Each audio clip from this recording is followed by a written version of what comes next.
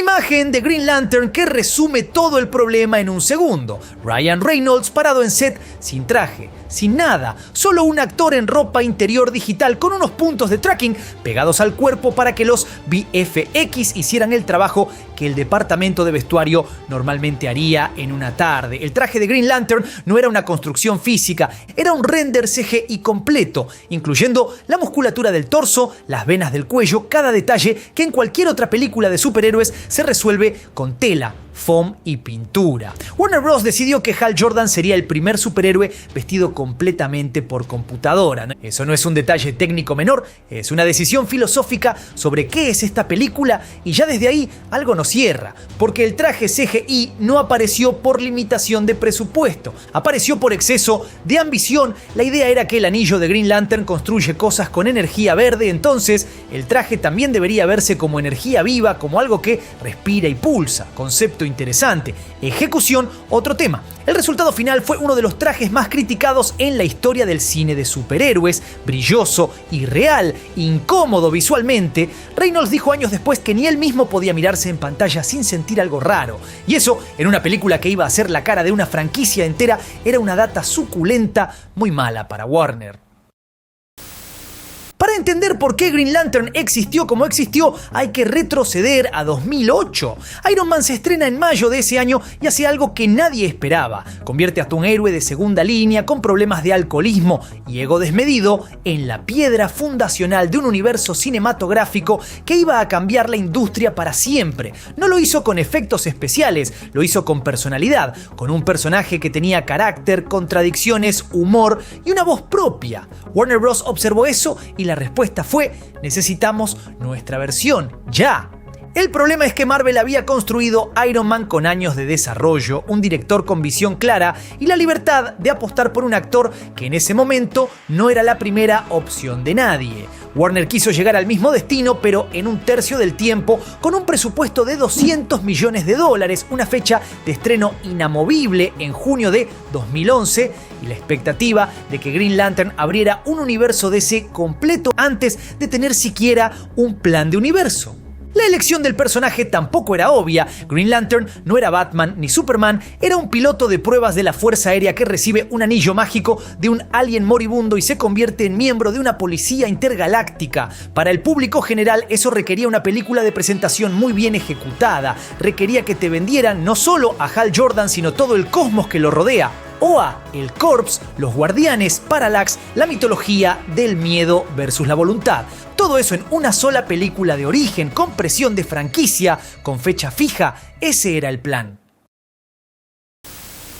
Antes de que existiera Ryan Reynolds vestido de verde, existió una lista de nombres que hoy suena a broma pesada. El primero fue Ryan Gosling. Warner lo quería a él, lo quería con urgencia, pero Gosling no estaba interesado y no hubo cifra que lo hiciera cambiar de opinión. Ahí arrancó una cadena de descartes que terminó definiendo, más por eliminación que por convicción, quién iba a cargar el anillo. Martin Campbell, ya confirmado como director, tenía su propio favorito, Bradley Cooper. Venía de resacón en Las Vegas, estaba en un momento de despegue y para Campbell era la única opción real, pero Warner y el entorno de Cooper no lograron cerrar el sueldo y el estudio siguió buscando. Justin Timberlake llegó a la ronda final, Jared Leto hizo pruebas de pantalla, Jon Hamm, en pleno auge de Mad Men, recibió una oferta formal y la rechazó. Chris Pine y Sam Worthington estuvieron en conversaciones sin avanzar demasiado. 4 nombres, 4 películas distintas de Green Lantern que nunca se van a ver.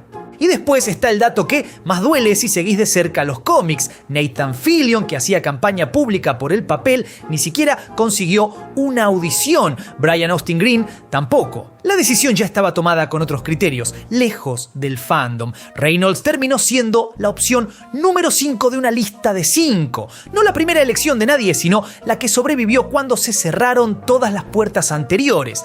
El 10 de julio de 2009, Warner anunció el casting y con eso arrancó la cuenta regresiva hacia junio de 2011.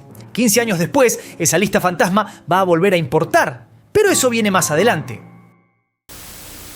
Sobre el papel, Martin Campbell era una elección brillante. El hombre había resucitado a James Bond 2 veces. En 1995 dirigió GoldenEye, la película que le devolvió vida a la franquicia después de 6 años de silencio y estableció a Pierce Brosnan como 007. 11 años después hizo lo mismo con Casino Royale, reinventando a Bond desde cero con Daniel Craig en lo que muchos consideran la mejor película de la saga.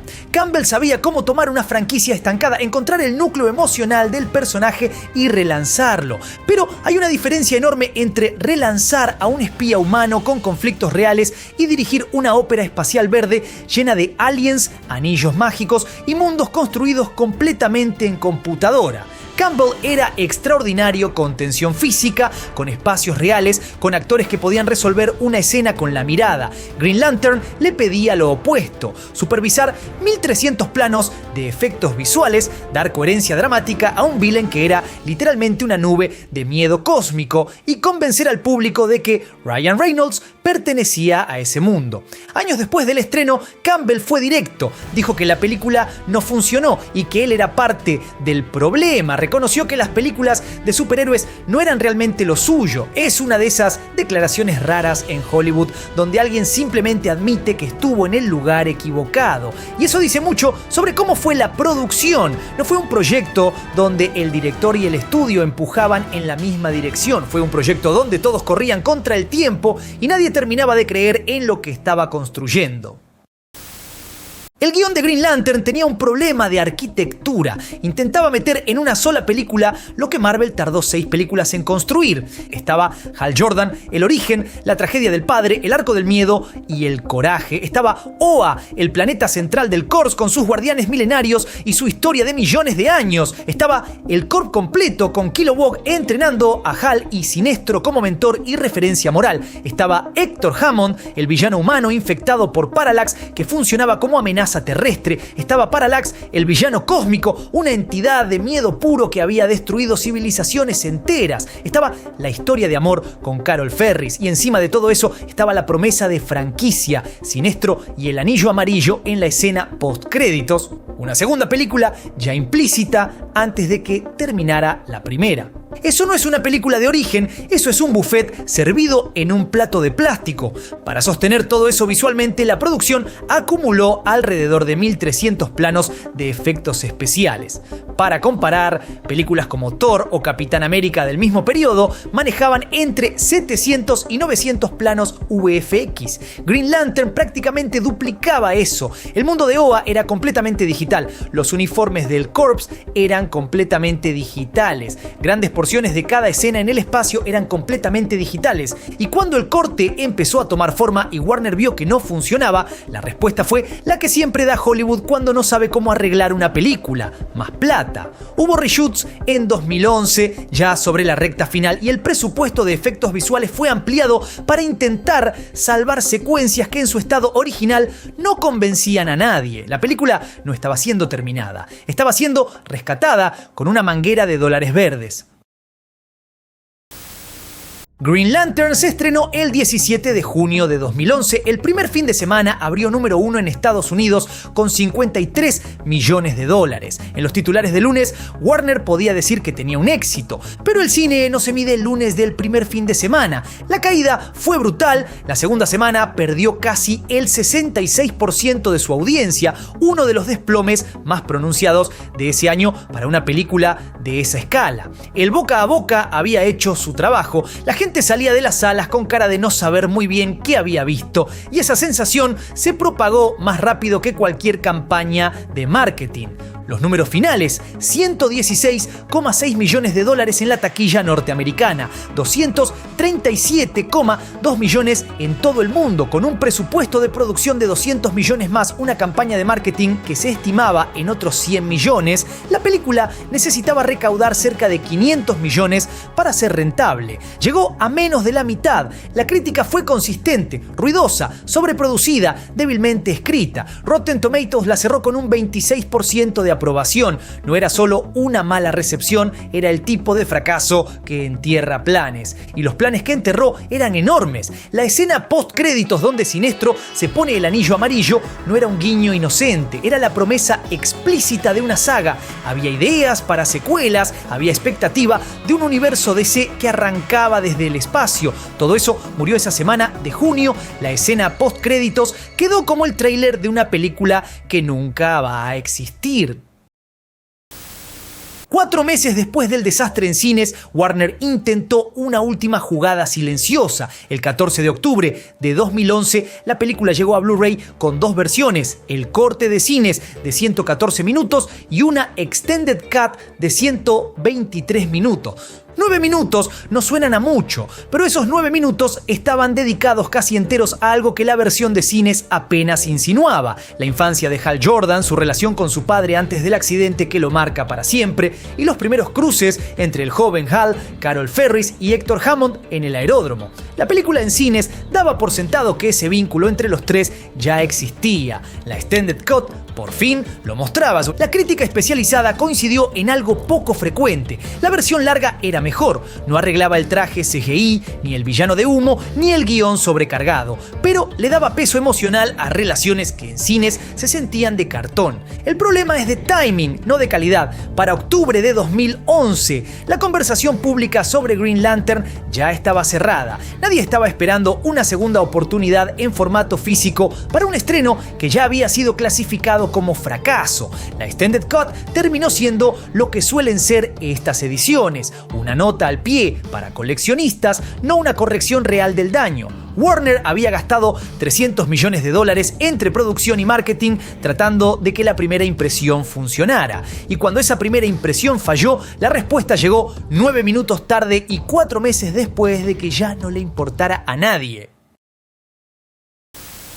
Ryan Reynolds tenía 34 años cuando Green Lantern se estrenó. Venía de una carrera irregular, comedias románticas, algunos roles de acción, el Deadpool desastroso de X-Men Origins, Wolverine en 2009, donde el personaje aparecía con la boca cosida. Había una narrativa instalada en Hollywood de que Reynolds era carismático, pero no podía sostener una franquicia. Green Lantern iba a ser la respuesta a eso, iba a ser su Iron Man. Terminó siendo todo lo contrario. Durante años, Reynolds cargó ese fracaso como etiqueta. Las entrevistas siempre terminaban ahí. La pregunta era inevitable y él la respondía con humor, con distancia, con la misma ironía que después iba a ser su sello. Pero debajo de eso había algo que claramente le había dejado una marca. Lo que pasó después es uno de los arcos más interesantes de Hollywood en la última década. Reynolds no borró Green Lantern, la usó. Cuando Deadpool finalmente llegó en 2016, después de años de desarrollo, filtraciones estratégicas de grabaciones de prueba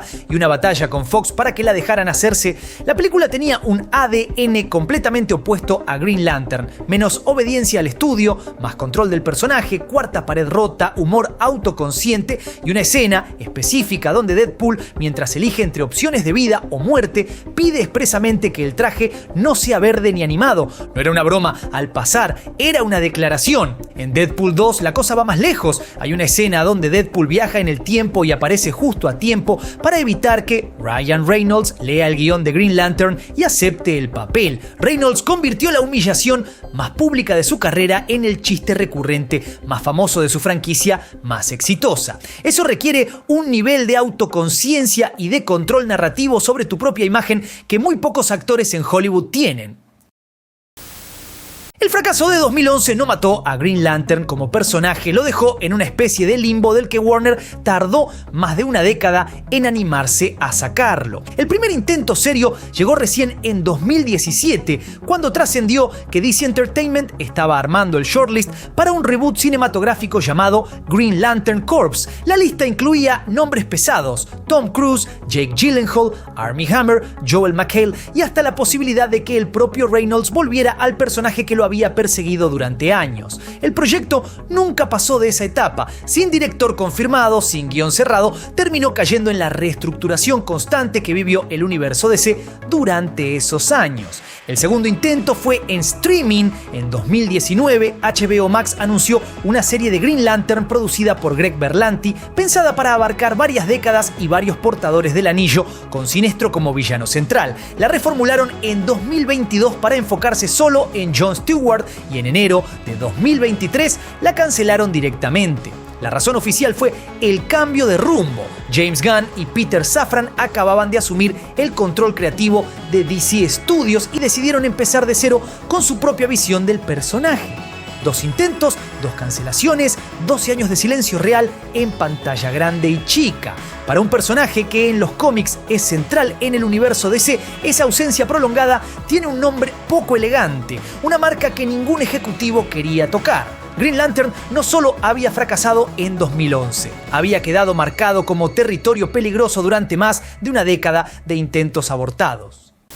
La tercera vez fue la que finalmente cuajó. Bajo la nueva gestión de James Gunn y Peter Safran, DC Studios encargó una serie completamente distinta, Lanterns, creada por Damon Lindelof, Chris Mundi y Tom King, con un tono que Gunn definió como una mezcla entre True Detective y una investigación policial con elementos de ciencia ficción. 8 episodios, estreno semanal, llegando a HBO Max el 16 de agosto de 2026. El elenco trae 2 datos que cierran círculos abiertos hace 15 años. Kyle Chandler es el nuevo Hal Jordan en una versión mucho más veterana y curtida que la de Reynolds. Aaron Pierre interpreta a John Stewart compartiendo protagonismo por primera vez en una adaptación live action. Y en un papel secundario aparece Nathan Fillion como Guy Gardner. Fillion es el mismo actor que en 2011 hacía campaña pública por interpretar a Hal Jordan y ni siquiera consiguió una audición.